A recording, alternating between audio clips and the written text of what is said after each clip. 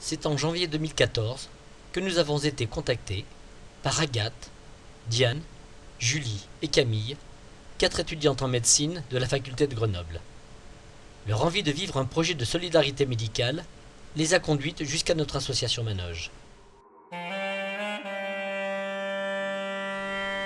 Notre association s'engageait à leur fournir un terrain d'action et une équipe d'encadrement népalaise.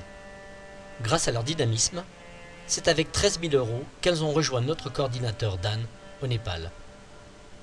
Les listings établis par les équipes médicales parties en mars voyaient leur concrétisation en matériel médical prêt à la distribution. C'est en plein mois de juillet, en pleine période de la mousson, qu'elles ont souhaité vivre leur aventure. Chaque jour, pour la livraison du matériel dans les villages, avec les porteurs, c'est 4 heures de marche qu'elles effectuaient malgré la pluie, les terrains glissants et les sangsues. Mais les paysages magnifiques, les rencontres, l'accueil des habitants ne pouvaient pas ternir leur enthousiasme.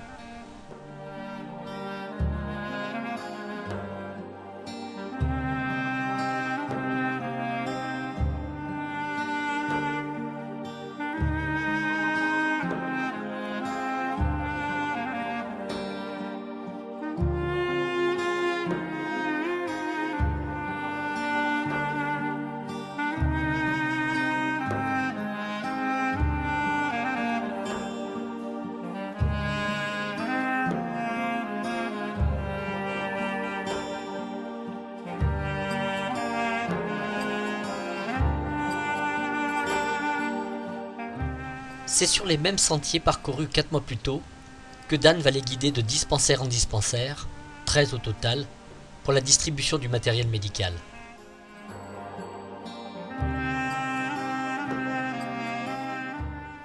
L'isolement médical est réel.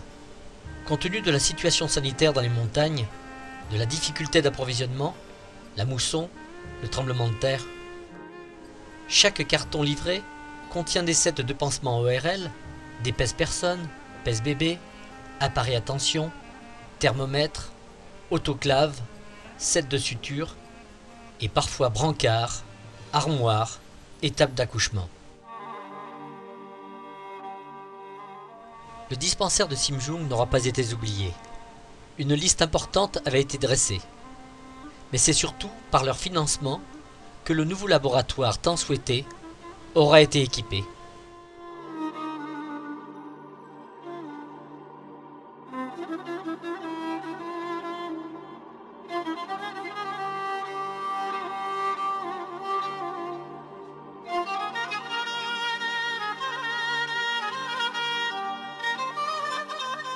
Leur pied-à-terre s'établira dans le village dévasté de Dan, chez lui, à Gogompani. Entre les pertes humaines et matérielles subies par les Népalais, ce peuple reste un modèle pour nous, disent-elles.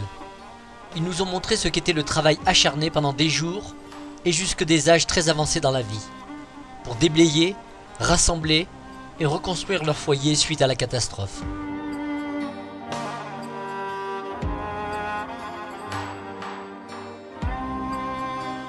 Nous avons appris à manger comme eux, à dormir sur des nattes tressées, à ne pas avoir d'eau courante et d'électricité, à nous déplacer uniquement à pied pendant plusieurs jours sous des pluies torrentielles, à déblayer des écoles pierre par pierre, à danser avec eux et chanter leurs chansons.